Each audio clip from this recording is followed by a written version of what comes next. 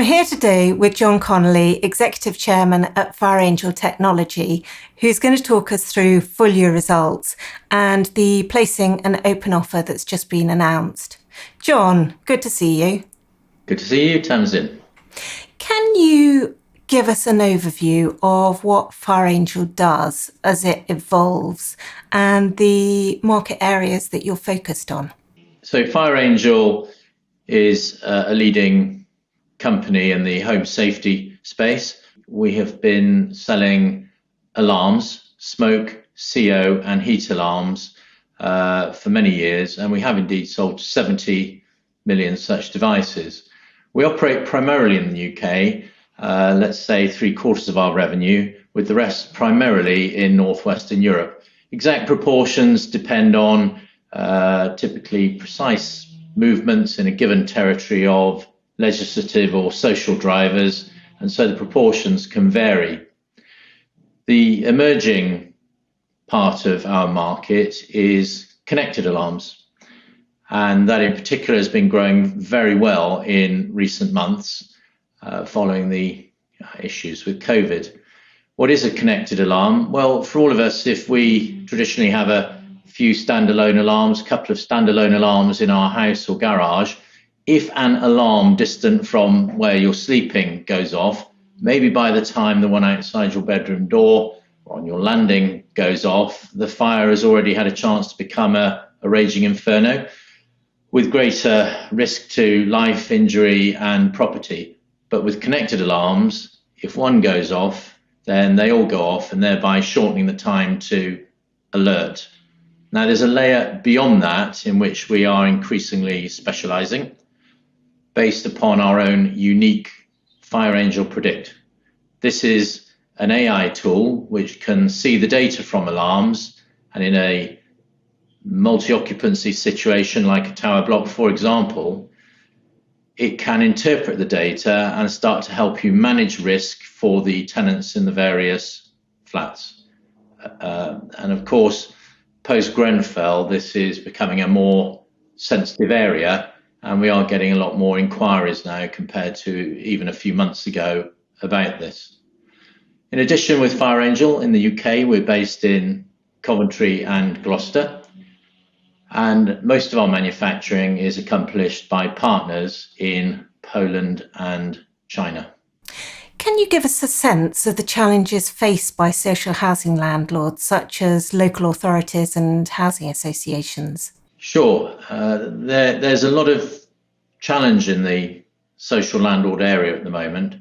Obviously, post-Grenfell, there's a huge amount more focus. We all see stories and hear things on the radio about the inquiry, and it's felt very keenly by the whole sector. But it is driving specific new legislation, and with more to come. So, for example, in the UK, last year there was the Building Safety Bill, and then again in December there was the Social Housing White Paper, and there is a thread in these of a digital approach to managing transparency, accountability, responsibility and safety, and I think that will only grow.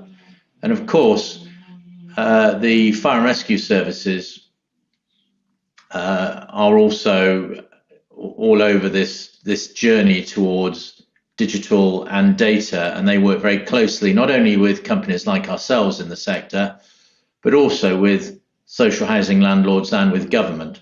So the future is very much digital, and that's where connected alarms in particular come in, and also the ability to see and manage risk.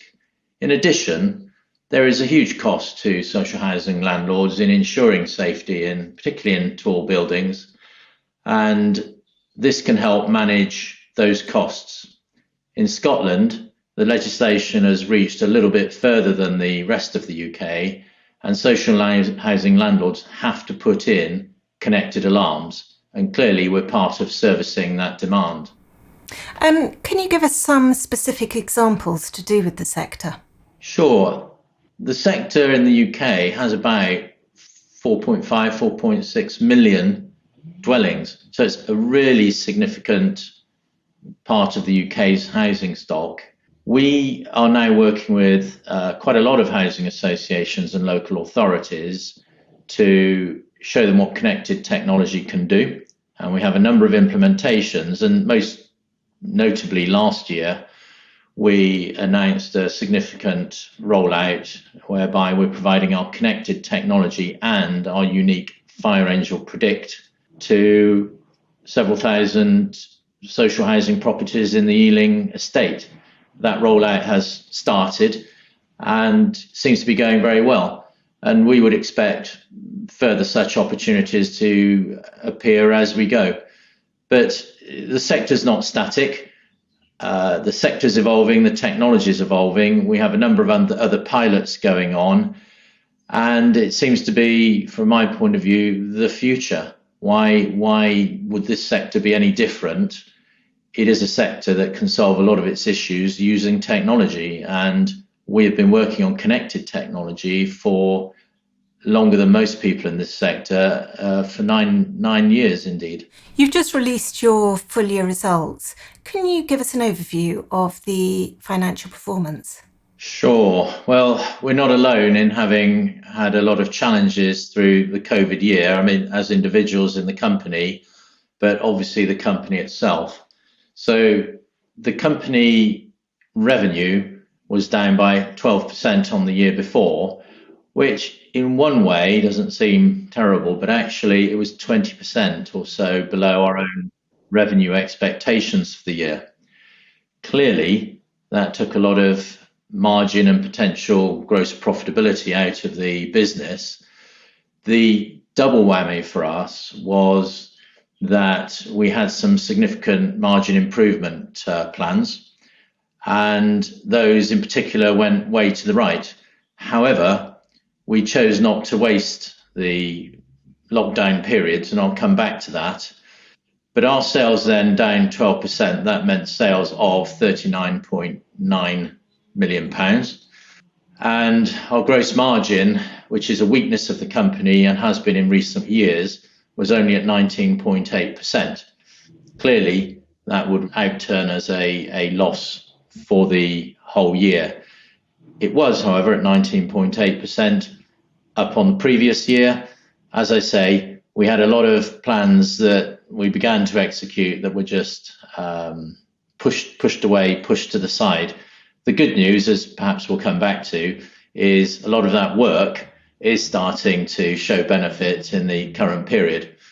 When we look back at last year, though, we did furlough staff. We took some measures to conserve cash, but actually we focused most of our furlough on sales and also, unfortunately, our very valuable sensor factory in Canada.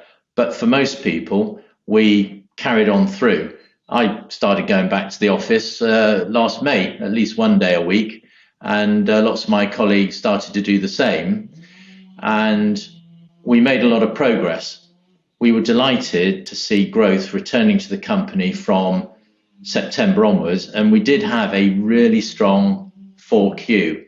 In particular, we were very pleased that our connected alarm sales were the best quarter we've ever had for that technology. And that really helped us have at least an encouraging end to the year, even if, of course, it was a disappointment overall. In terms of our cash performance during the last year, we benefited in lockdown 1 from a government CL bill loan, and that was for £3.2 million, which was very, very helpful indeed. But as it became apparent there was going to be a lockdown 2, 2.5, 3, we began talking to the bank about the possibilities of extending that. That discussion was complicated slightly by the fact that our declined revenue took us from the CL bill regime to the C bill regime, but the bank has provided us with the support through these later lockdowns with a C bill loan for slightly smaller revenue companies. And that's at a sum of 3.7 million on improved terms to the original CL bill. So we're satisfied with that support that we've had from the government through our bank. In terms of the overall debt position of the company, we actually improved compared to the previous year. We were at a net debt of 4.9 million at the end of December 2019, and that improved to a net debt of 3.7 million in December 2020. So the government support was of great value to us, as for so many businesses. So you've just announced a placing an open offer for £9 million today. What are you planning to do with the proceeds? Well, it's actually quite an exciting event for us. As you say, it is a placing and open offer. We are keen to widen the shareholder base, and it looks like we have definitely achieved that. And we're delighted both with the success of the process and by the broadening of the shareholder base. This really is about growth and margin expansion. We have a very detailed plan, and we've done an awful lot of detailed work during the lockdown period, some of which is already in the bag and impacting financial performance positively. The specific uses, we are using a part of the funds to accelerate our R&D. In particular, we are aiming to create a more automated manufacturing environment to enable a much smoother build of products, and particularly to drive down manufacturing and input costs and reduce components. But it's, of course, a lot of our existing IP. We're not starting from nowhere, but we are bringing new techniques and adding some new features as we go.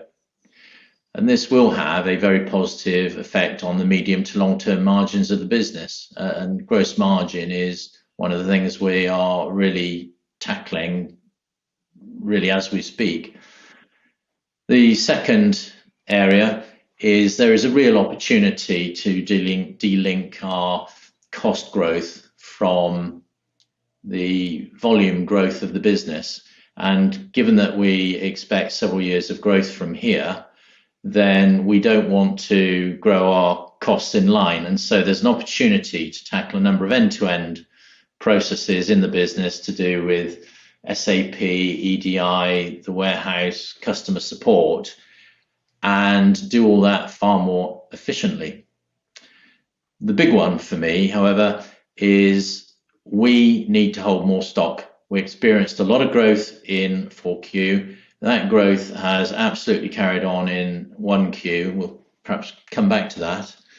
We need to hold more stock, particularly of our higher value products. And coming out of COVID, we couldn't have all the confidence to hold all the stock we might have needed. So we need to fuel the growth we're seeing and the growth we expect.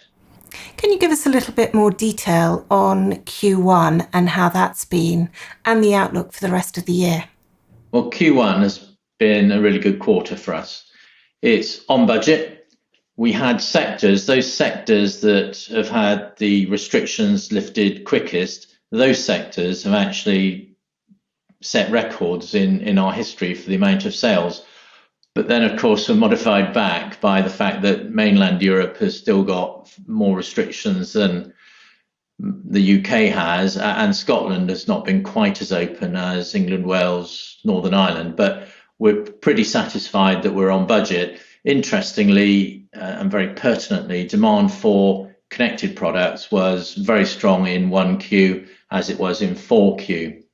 Most recently, we announced a very significant contract with a German partner, and they are contracting with us for us to design a new generation smoke alarm for them and their particular market. It is an exciting project. It is underway. First invoices have already left our building, and over the next 2 to 3 years, we will design that alarm, and then following that there'll be an ongoing relationship where we'll receive a royalty for each product sold, as well as management fees for the manufacturing process. It's a very exciting and potentially transformational opportunity for us, and we're delighted by it. As we look to the rest of the year, what we're about is delivering marked growth over 2020, getting back to where we'd hoped to be before COVID struck, and then as years go by, continuing to grow. The key thing we are addressing is weak gross margin, and we expect to show a marked improvement on that this year. Of course, the positive demand for our connected products and the strong forecast for them is very encouraging for us in terms of changing that mix and improving the gross margin of the business, along with the fact we have this range of self-help measures, such as we moved all of our packaging from PET, plastic essentially, to cardboard. And on its own, that's a saving of about £500,000 a year. So we feel really very positive about the prospects. And certainly right now, we are not constrained by demand. So based on all the hard work we put in across particularly the last year and coming into this year, we're seeing that hard work being rewarded in the financial performance. And we're outlooking a really positive year, as well as already a very positive 2022.